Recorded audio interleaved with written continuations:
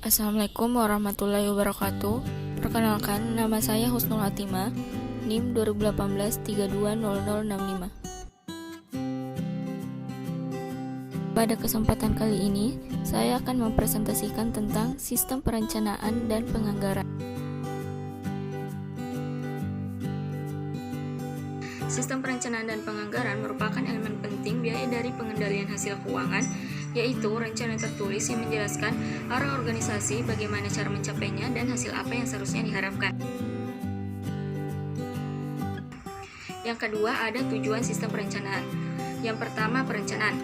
Sistem ini berupa pengendalian tindakan yang kuat yang memaksa manajer untuk berpikir ke depan dan membuat keputusan lebih lanjut. Dalam berpikir ke depan, manajer harus mengerti lebih baik peluang dan ancaman pasar perusahaan, kekuatan dan kelemahannya. Yang kedua, ada koordinasi. Proses perencanaan dan penganggaran maksa terjadinya penyebaran informasi ke seluruh organisasi. Proses ini melibatkan komunikasi antara atas ke bawah untuk tujuan dan prioritas organisasi, dan komunikasi ke bawah atas untuk peluang, kebutuhan sumber daya, pembatasan, dan resiko. Yang ketiga, ada memfasilitasi pengawasan manajemen tingkat atas. Pengawasan ini terjadi dalam bentuk peninjauan tindakan pendahuluan seperti rencana dicermati, didiskusikan, dan disetujui sebelum tindakan tersebut diambil. Yang keempat, ada motivasi. Perencanaan dan penganggaran menjadi target yang mempengaruhi motivasi manajer karena target berhubungan dengan evaluasi kinerja dan banyak penghargaan atau hukuman organisasi.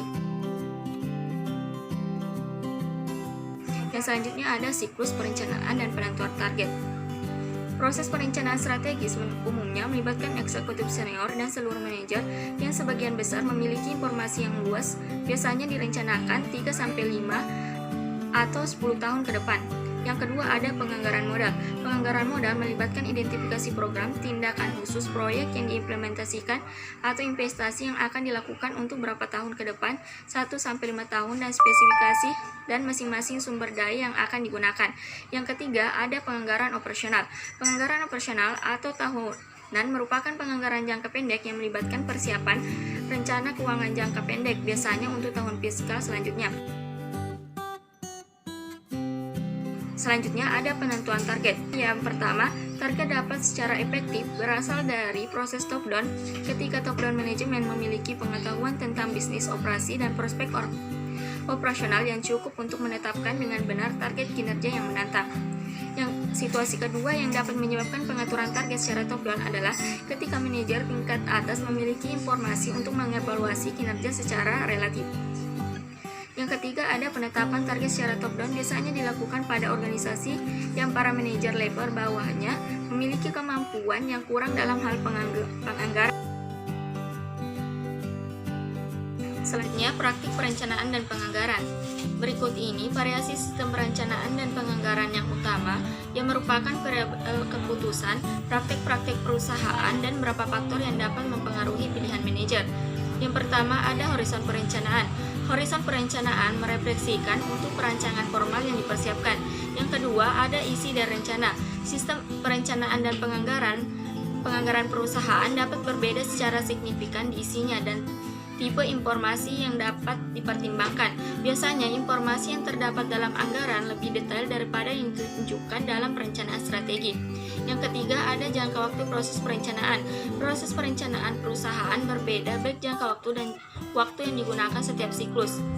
Yang keempat, ada pembaharuan rencana. Survei praktek menunjukkan sebagian besar perusahaan atau 84% memperbaharui rencana jangka panjang mereka per tahun, 4% setiap 3 tahun, 2% 5 tahun, atau berdasarkan kebutuhan 11%.